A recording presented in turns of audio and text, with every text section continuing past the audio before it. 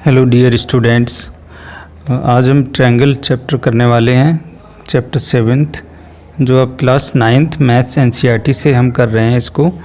तो ये एक्सरसाइज 7.1 है और आज हम इंट्रोडक्शन करेंगे इस एक्सरसाइज का। तो इससे पहले हम चैप्टर 6 तक कंप्लीट कर चुके हैं ऑलरेडी। तो चलिए हम इसको स्टार्ट करते हैं आज। तो सबसे पहले तो देखो ट्रायंगल के बारे में आप ऑलरेडी क्लासेस पहले भी पढ़ चुके हो, पिछली क्लासेस में, कि ट्रायंगल क्या होता है, कितने तरह के ट्रायंगल होते हैं, ये सब आप पढ़ चुके हो। तो मैं एक थोड़ा ब्रीफ आइडिया आपको देना चाह रहा हूँ, क्योंकि ट्रायंगल चैप्टर स्टार्ट कर रहे हैं तो ट्रायंगल के बारे में मैं थोड़ा सा बताना चाहूँगा। तो देखिए ट्रायंगल क्या होता है। Triangle a closed figure formed by 3 intersecting lines is called a triangle। मतलब एक क्लोज्ड फिगर होगा, तीनों साइड से घिरा हुआ कोई भी एरिया, वो मतलब ट्रायंगल को फॉर्म करेगा। A closed figure form by 3 intersecting line, 3 lines intersect किया हुआ। तो ट्राई मीन्स, देखिए ट्राई मीन्स 3 होता है। A triangle has 3 sides, 3 angles and 3 vertices. आप ऑलरेडी जानते हो, जैसे सपोज ये ट्रायंगल है, आप कोई भी ट्रायंगल ले लो, कोई भी, तो उसमें 3 साइड्स होंगी, 3 वर्टिसेस होंगी और 3 एंगल्स होते हैं। तो देखिए सपोज हमने ABC, ये एक ट्रायंगल हमने कंसीडर कर लिया। तो इन ट्रायंगल ABC को इस तरह भी डिनोट कर सकते हैं, denoted as triangle ABC। AB, BC, CA are 3 sides. तो AB, BC आप देख रहे हो कि AB, BC एंड CA ये साइड्स हैं इसकी। Angle A, angle B, angle C 3 angles हैं। Angle A, angle B, angle C are the 3 angles. A, B, C are 3 vertices. A, B, C आपकी 3 वर्टिसेस हैं ये। तो एंगल ए को हम इस तरह भी बोल सकते हैं कि एंगल BAC, ये A है एंगल, तो हम इसको बोल सकते हैं BAC A। तो जो भी एंगल है उसको हम बीच में लिखते हैं। तो यहाँ पे देखिए A को बीच में लिखा हुआ है, यहाँ B एंगल है तो B को बीच में लिखा है, C है तो C को बीच में लिखा है। तो एंगल A BAC लिख सकते हैं, एंगल B को ABC, ठीक, एंगल C को ACB लिख सकते हैं, ठीक। तो ये इस तरह से एंगल को हम इस तरह भी डिनोट कर सकते हैं, ऐसे भी लिख सकते हैं। तो आपको कई जगह आप इस तरह भी लिखना पड़ेगा, तो मैंने ये भी एक थोड़ा जनरल एक आइडिया दे दिया। अदरवाइज़ आप इस तरह भी लिख सकते हो। इन दिस चैप्टर, हम जो है इस चैप्टर में जो स्टडी करने वाले हैं वो टॉपिक मैं आपको बता देता हूँ, क्या क्या हम इस चैप्टर में पढ़ने वाले हैं। तो in this chapter you will study in details about, सबसे पहला तो congruence of the triangle, rules of the congruence, some properties of triangles and inequalities in a triangle. तो ये 4 टॉपिक हम कवर करेंगे इस चैप्टर में। ये 4 टॉपिक कवर करेंगे। Congruence of the triangle, basically ये चैप्टर जो डिपेंड है वो कॉन्ग्रेंसी पे ही डिपेंड है, कि आपको बताना कॉन्ग्रेंस, अभी मैं आपको बताऊंगा क्या होता है किस तरीके से। तो ये कॉन्ग्रेंस टॉपिक आपका मेन रहेगा ट्रायंगल का। तो रूल ऑफ कॉन्ग्रेंस, रूल्स आपको कॉन्ग्रेंसी के पढ़ने हैं। प्रॉपर्टीज़ ट्रायंगल की पढ़नी है कि क्या और प्रॉपर्टीज़ होती हैं, कुछ थ्योरम है एक्स्ट्रा, वो आपको पढ़नी पड़ेंगी इनके कॉन्ग्रेंस के अलावा। Inequalities in a triangle, inequalities के बारे में पढ़ना पड़ेगा। इनइक्वालिटीज़ के बारे में जैसे कि आप जैसे सपोज आप मान लो आपकी क्लास में 2 स्टूडेंट्स हैं और उन दोनों की हाइट का अगर देखा जाए तो, या तो जैसे मान ली राम और मोहन है आपकी क्लास में 2 स्टूडेंट, तो राम की हाइट मोहन के इक्वल हो सकती है, या तो राम की हाइट मोहन से ग्रेटर हो सकती, ज़्यादा हो सकती है, या तो मोहन की हाइट ज़्यादा हो सकती है राम से। तो यही 3 केस बनेंगे, इनके अलावा और कोई केस बन ही नहीं सकता। तो इनइक्वालिटीज़ में हम यही चीज़ पढ़ेंगे कि ये 3 केसेस आते हैं इसमें। तो वहाँ पे ट्रायंगल के अंदर कैसे हम इसको अप्लाई करेंगे, तो वो चीज़ मैं आपको आगे बताऊंगा। ये इनइक्वालिटीज़ आपकी लास्ट एक्सरसाइज होगी 7.4, उसमें हम डिस्कस करेंगे इनइक्वालिटीज़ के बारे में। तो अब आगे देखिए, कॉन्ग्रेंस ऑफ ट्रायंगल के बारे में बात करते हैं। तो कॉन्ग्रेंस ऑफ द ट्रायंगल देखिए क्या होता है।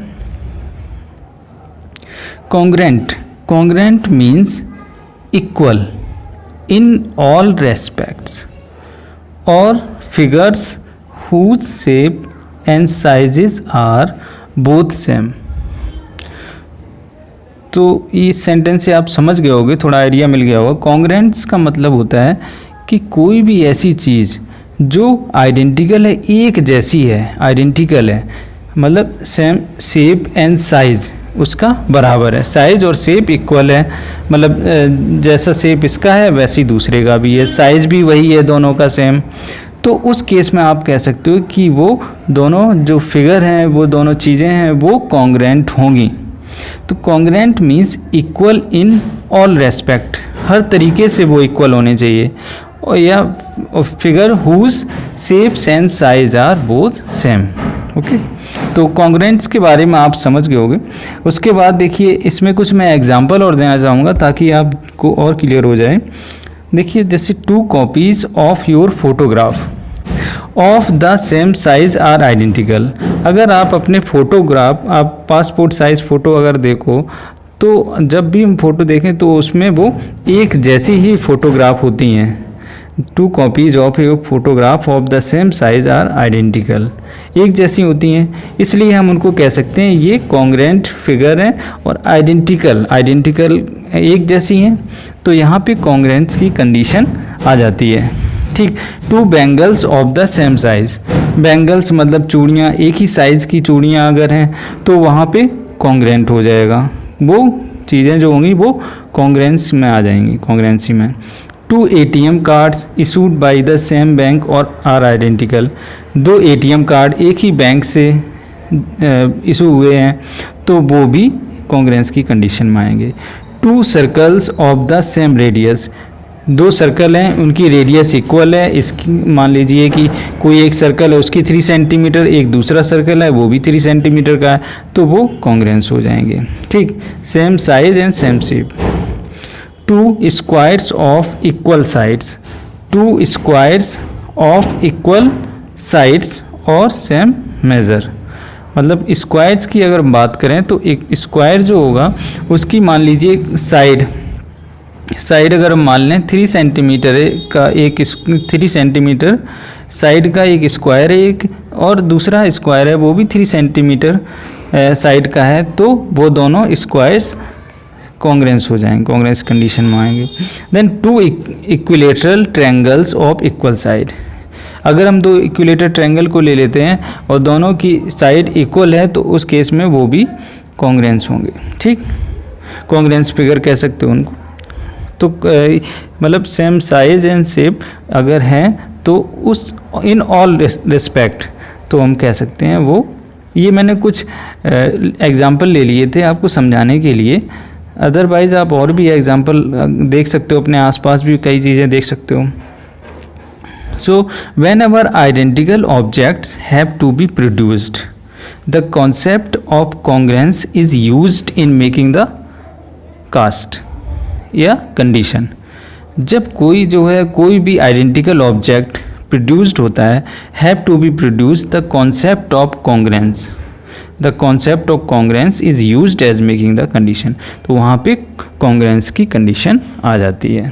ठीक, तो वहाँ पे कॉन्ग्रेंस कह सकते हैं कि ये दोनों चीज़ें similar, same size and same shape की हैं, तो इसलिए यहाँ पे कॉन्ग्रेंस कंडीशन होता है। बट हम यहाँ पे ट्रायंगल में अप्लाई करेंगे, ट्रायंगल में कॉन्ग्रेंसी को, तो वो मैं आपको बताता हूँ आगे। देखिए, मैंने कुछ एग्जांपल ले लिए हैं यहाँ पे, तो इनको हम थोड़ा डिस्कस कर लेते हैं। Now which of the following figures are not congruent to the square in figure. अगर हम हमने यहाँ पे कुछ फिगर बनाए हुए हैं जो कॉन्ग्रेंट नहीं है to the square in figure, तो कुछ स्क्वायर हैं उनकी लेंथ डिफरेंट दे रखी है, तो इसमें ये बताना कौन से कॉन्ग्रेंट हैं कौन से कॉन्ग्रेंट नहीं है। तो कॉन्ग्रेंसी के बारे में मैंने आपको अभी बताया है कि same size and same shape होना चाहिए in all respect, then we can say that then these two figures are in congruent condition. Okay, तो ये मान लीजिए ये एक स्क्वायर है, एक ये स्क्वायर है, एक ये स्क्वायर है, एक ये स्क्वायर है। ठीक, इस स्क्वायर की साइड 2 सेंटीमीटर, ये भी 2 सेंटीमीटर, ये 3 का है, 3/3, ये 4/4 का है, ये 2/2 का है। ठीक, तो इस केस में देखिए अब ये 2 सेंटीमीटर 2/2 वाला, यहाँ पे देखिए ये साइड और ये साइड, ये और ये साइज भी इनका इक्वल है और शेप भी एक जैसे ये स्क्वायर है दोनों। तो इस केस में हम कह सकते हैं ये दोनों जो होंगे फिगर फर्स्ट एंड फोर्थ ये कॉन्ग्रेंट होंगे, but second and third congruent नहीं होंगे। तो हम यहाँ पे यही हमने लिख दिया, the large squares in figure second and third are obviously not congruent, but the squares in figure first and fourth are congruent. Okay, तो यहाँ से भी आपको थोड़ा आइडिया मिल गया होगा कॉन्ग्रेंसी के बारे में। उसके बाद देखिए एक और एग्जांपल मैंने लिया है, ये भी मैं आपको बताता हूँ। तो यहाँ पे देखिए इसमें बोला है now which of the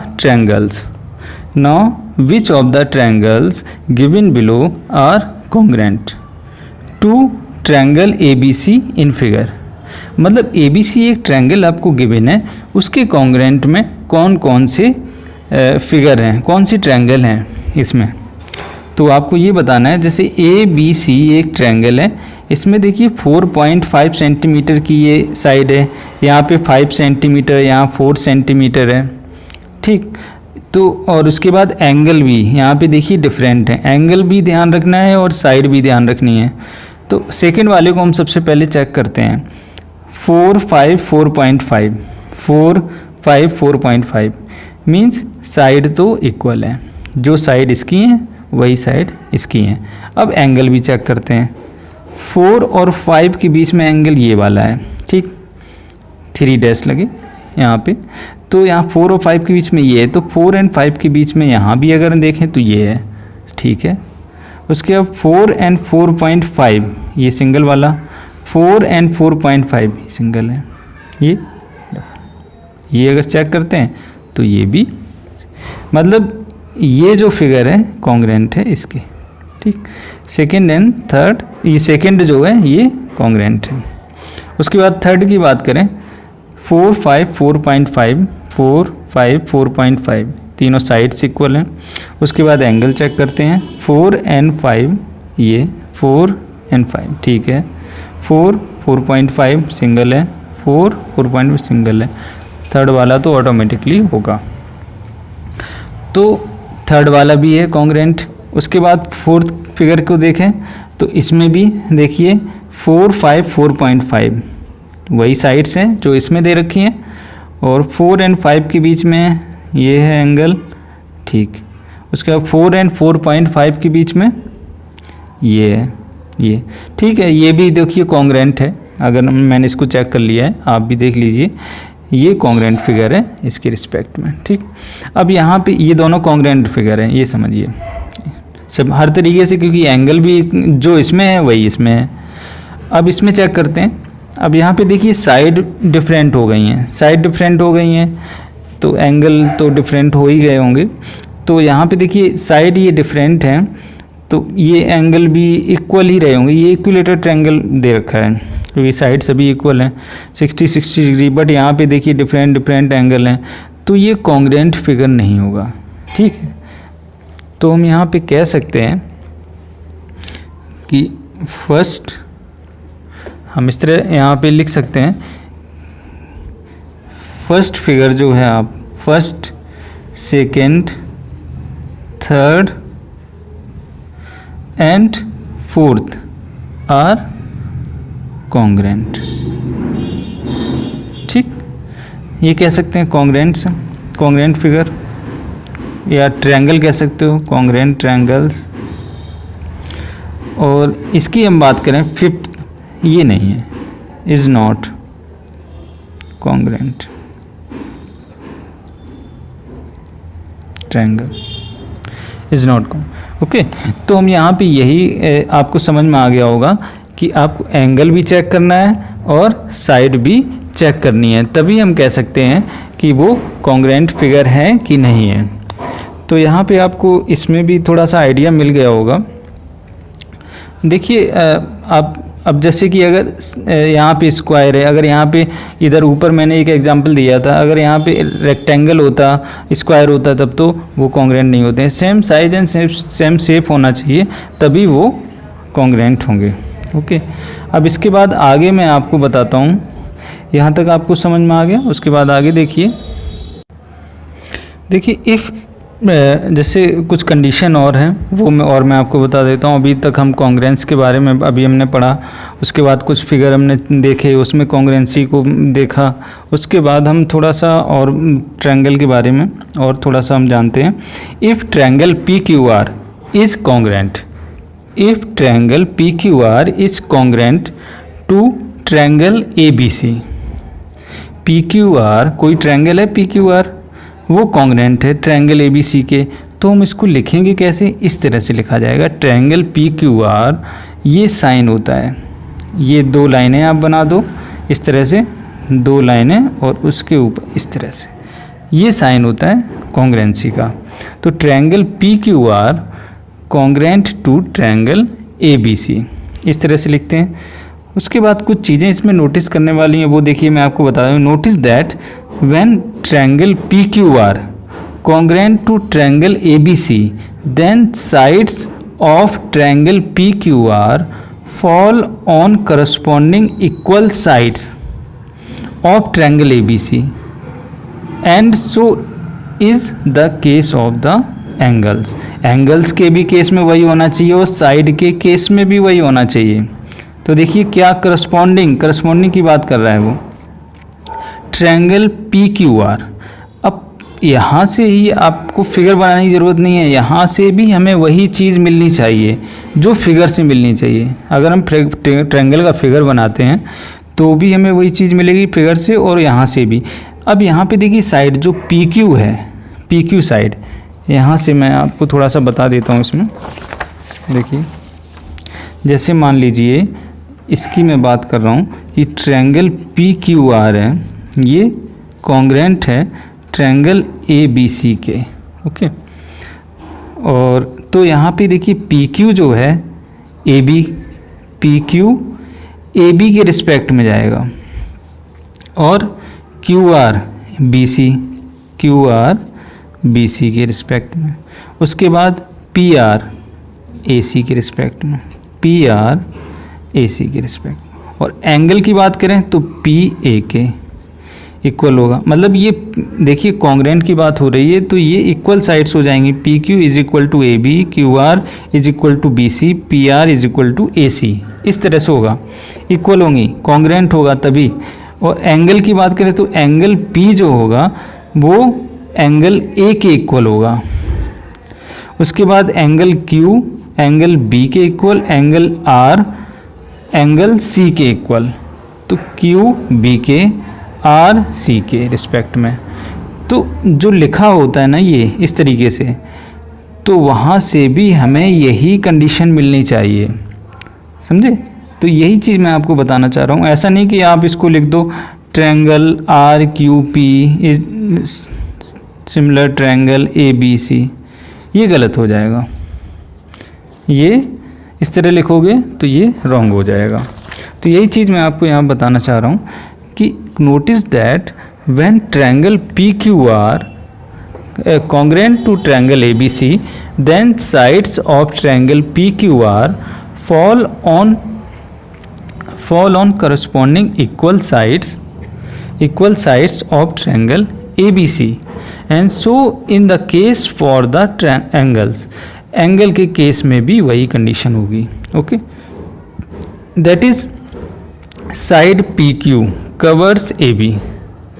covers कहने मतलब कि कोई भी कॉन्ग्रेंट फिगर है, कोई भी, मान लीजिए कि एक, अगर मैं ट्रायंगल की बात करूँ, ये ट्रायंगल है, अगर ये इसके कॉन्ग्रेंट है, ये वाला इसके कॉन्ग्रेंट है, तो उस केस में क्या होगा, ये ट्रायंगल जब आप इसको कट करोगे, जब इसके ऊपर इसको रखोगे तो ये कवर कर लेगा, तो ये साइड इस पे जाएगी, मतलब इस तरह से, जैसे या तो जो भी कवर करने मतलब ये साइड, अगर ये साइड इसको कवर कर लेगी, ये साइड इसको कवर कर लेगी, ये वाली इसको कवर कर लेगी, ये वाला एंगल इस पे ऊपर आएगा, ये एंगल इसके ऊपर, यहाँ जो भी कॉन्ग्रेंसी कंडीशन होगी उस तरीके से उसको रख के, मतलब एक दोनों फिगर, दोनों चीज़ें जो है कवर होनी चाहिए। वही कह रहा है कि side PQ covers AB, PQ covers AB, QR covers BC, then and RP covers, ये RP कवर्स CA। ओके, angle P covers angle A, angle Q covers angle B, and angle R covers angle C। अब vertices की बात करें, vertices में भी वही होगा, P A पे जाएगा, Q B पे, R C पे। ठीक, तो वही चीज़ हमने यहाँ पे लिखी हुई है, कोई डिफरेंट नहीं है, उसी तरह से। तो आपको ये समझाना था कि इसको किस तरीके से लिखते हैं, इससे भी हम कंडीशन निकाल सकते हैं और समझ सकते हैं कि कौन सा एंगल किसको कवर करेगा या किसके इक्वल है।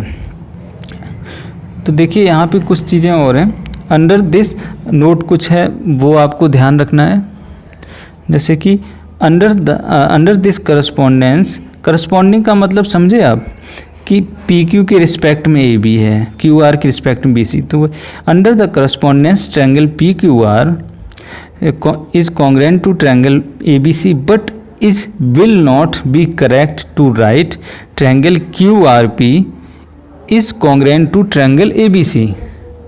मतलब ऐसा नहीं आप लिख सकते QRP इज, अब तो ये गलत हो जाएगा ये। तो यहाँ पे देखिए आगे भी एक चीज़ लिखी हुई है, in congruent triangles corresponding parts are equal, जब उनके करस्पॉन्डिंग पार्ट्स इक्वल होते हैं, and we write in short form, इसको हम CP/CT के लिखते हैं। हम देखिए जब हम क्वेश्चन सॉल्व करेंगे तो हम जगह जगह यहाँ वहाँ क्वेश्चन में ये लिखते हैं उसको सॉल्व करते वक्त कि बाई CP/CT, तो उसका CP/CT का फुल फॉर्म यही है, corresponding parts of congruent triangle, corresponding parts of congruent triangles.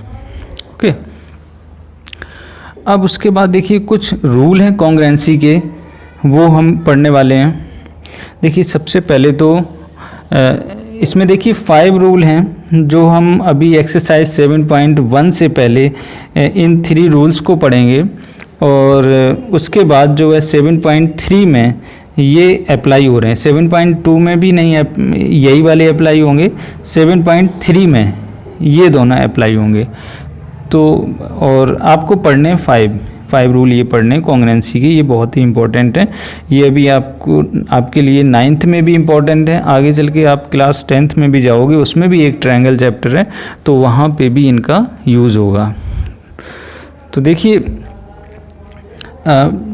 इसमें जो है यही 5 रूल हैं। एक पहला है SAS क्राइटेरिया, जो आपका बताया, जैसे कॉन्ग्रेंसी के लिए हम बात करें, अब कॉन्ग्रेंसी में क्या होता है, 3 एंगल्स होते हैं, 3 साइड्स होती हैं, 3 वर्टिसेस होती हैं।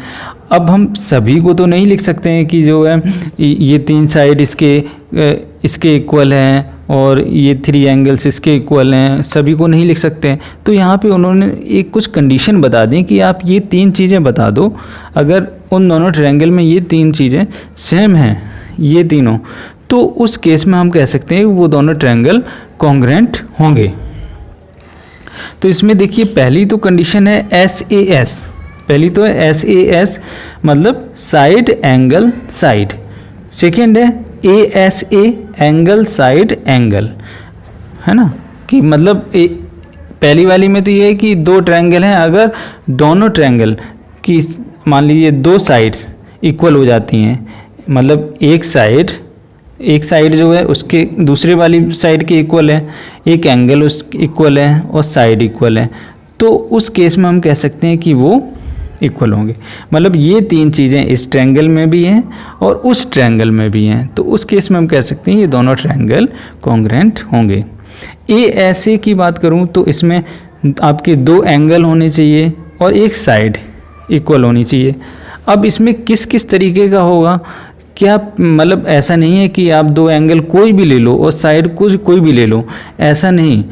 इसमें भी यही है रूल, ऐसा नहीं कोई भी आप दो साइड ले लो इक्वल होंगे और एंगल कोई भी हो, ऐसा नहीं कि एक रूल है उसके अकॉर्डिंग करना है। अभी मैं आगे आपको बताऊंगा, अभी तो मैं सिंपली इनके बारे में बता रहा हूँ क्या क्या लिखा है। AAS angle side, triple S मतलब ये side side side, RHS right angle होगा, हाइपोटेन्यूज और साइड। ठीक, तो चलिए हम स्टार्ट करते हैं। फर्स्ट रूल है कॉन्ग्रुएंसी का SAS के बारे में आपको बताता हूँ। इसमें क्या है कि two triangles are congruent, if two sides and included angle. Two triangles are congruent if two sides and the included angle. उन दोनों साइड्स में जो included angle है of one triangle are equal to the two sides and the included angle of the other triangle. मतलब एक triangle में जो दो साइड हैं उससे इंक्लूडेड एंगल है। चलिए मैं आपको बता देता हूँ फिगर बना के इसका किस तरीके से। जैसे कि ये दो ट्रायंगल हैं, मान लीजिए ABC और एक और ट्रायंगल है ये PQR, और हमें ये बताना है कि ये दोनों ट्रायंगल जो है SAS रूल से कॉन्ग्रुएंस होंगे। ठीक, तो SAS में क्या होगा कि अगर हम ये साइड ले रहे हैं और ये साइड ले रहे हैं तो इनके बीच का ये इस एंगल की बात हो रही है।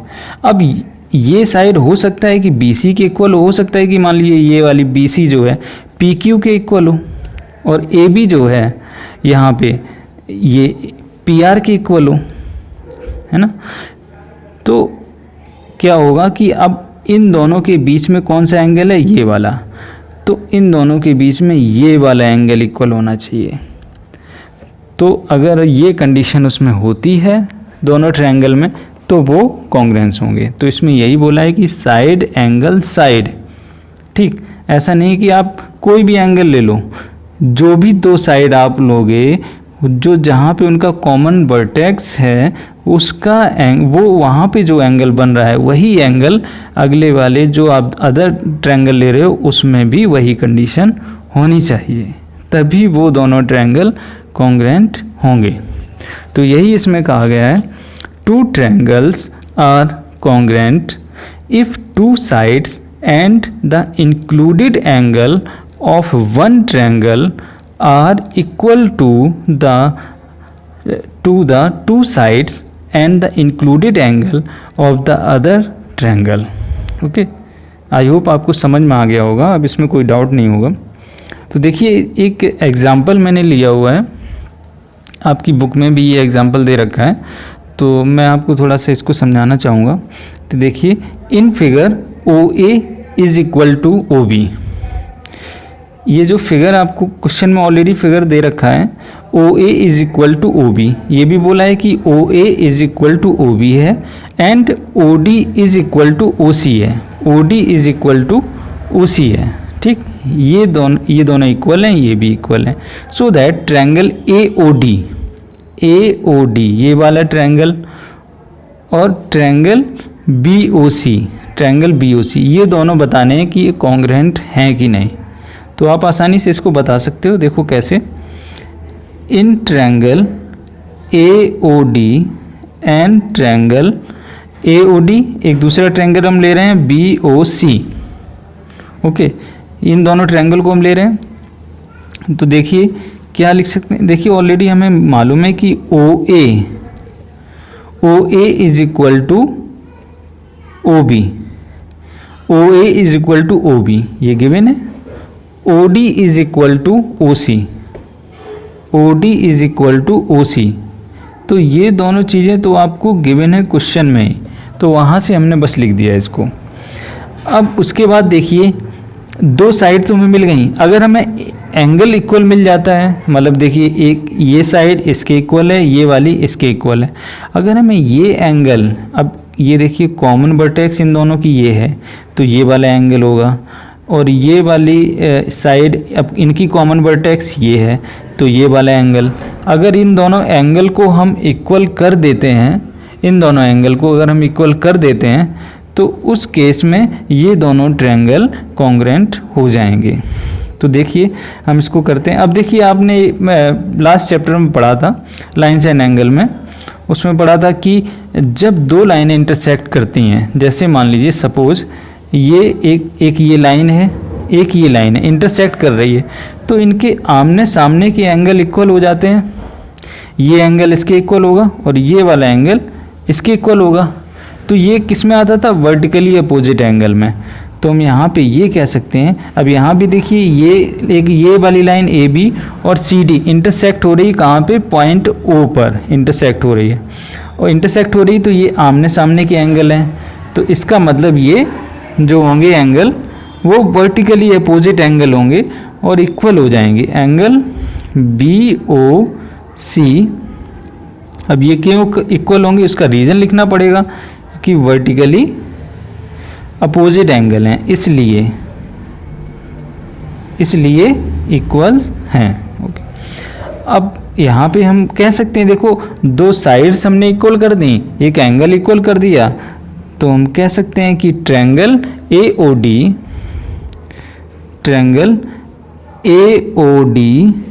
कॉन्ग्रुएंस ट्रायंगल BOC, किससे? By SAS rule. ओके, ठीक है। तो यहाँ से आप ये समझ गए हो कि ये कॉन्ग्रुएंट कैसे हुए दोनों फिगर। अब उसके बाद इसमें आगे एक और पूछा है, एक और पार्ट है AD पैरेलल टू BC, ये भी आपको प्रूव करना है। तो एक ये फर्स्ट वाला पार्ट तो हमने कर दिया, सेकेंड वाला करते हैं। AD पैरेलल टू BC, अब ये दोनों जब कॉन्ग्रुएंट हो गए हैं, तो ये एंगल ये इसके इक्वल हो जाएगा, है ना, और ये वाला एंगल इसके इक्वल होगा। अब क्यों होगा? ये इसको हम कह सकते हैं ना कि इक्वल है, कॉन्ग्रुएंट है। अब देखिए जैसे इसको अगर निकालना चाहें कि देखिए ये एक साइड है, ये साइड है, ठीक, और एक ये साइड है, ठीक, ये अब कॉन्ग्रुएंट हो गए तो BC is equal to AD तो हो ही जाएगी, BC is equal to AD हो जाएगी। तो ये साइड देखो BC और AD, और ये वाली साइड ये साइड, अब इन दोनों के बीच में ये वाला एंगल है तो ये वाला होगा, और थर्ड वाला तो ये हो जाएगा ऑटोमेटिकली। तो आप कुछ भी यहाँ पे देखिए ये इक्वल है, तो इसका मतलब ये अल्टरनेट इंटीरियर एंगल हो जाएंगे। मीन्स हम ये कह सकते हैं कि एंगल, चाहे इसको आप लिख दो चाहे इसको लिख दो, किसी एक को लिखना है बस आपको। Angle OAD, angle OAD is equal to angle OBC, ये, या आप इसको ऐसे भी लिख सकते हो कि एंगल, अब OAD तो हम ये भी कह सकते हैं BAD, ये भी तो कह सकते हैं। एंगल BAD, ये भी कह सकते हैं angle BAD is equal to angle OBC है। देखिए OBC, इसको हम लिख सकते हैं ABC। अब यहाँ पे रीजन आपको देना पड़ेगा, क्या रीजन लिखना पड़ेगा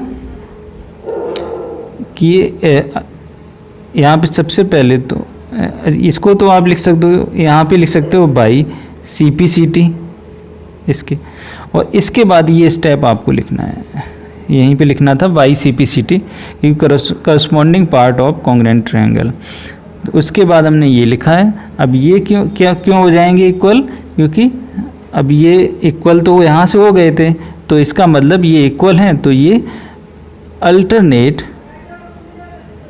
इंटीरियर एंगल होंगे, अल्टरनेट इंटीरियर एंगल्स होंगे। अल्टरनेट इंटीरियर एंगल्स हैं, तो ये कंडीशन किस में होती थी? पैरेलल लाइंस में, अब हम यहाँ से कह सकते हैं hence AD parallel to BC। तो देखिए हमने यहाँ पे सबसे पहले ये पार्ट हमने प्रूव किया, उसके बाद ये वाला। तो आसान क्वेश्चन था, आपको आ गया होगा समझ में। मैंने इसको थोड़ा डिटेल में बताया इसलिए इसमें टाइम लग गया, है ना, समझ में आ गया होगा। उसके बाद देखिए आगे हम चलते हैं। देखिए एक और एग्जांपल मैंने लिया है, इसमें बोला है AB is a line segment, AB is a line segment and line L is it's perpendicular bisector if a point P lies on L so that P is equidistant from A and B। ठीक, AB is a line segment and line L is the perpendicular bisector। तो सबसे पहले तो हम AB एक line बनाते हैं, ये लीजिए हमने AB एक लाइन बना दी, और इसमें बोला है line L is the perpendicular bisector. Perpendicular bisector है ये है एक परपेंडिकुलर बाइसेक्टर, इसका मतलब ये इसको इक्वल पार्ट्स में डिवाइड कर रहा होगा, ये लाइन L है।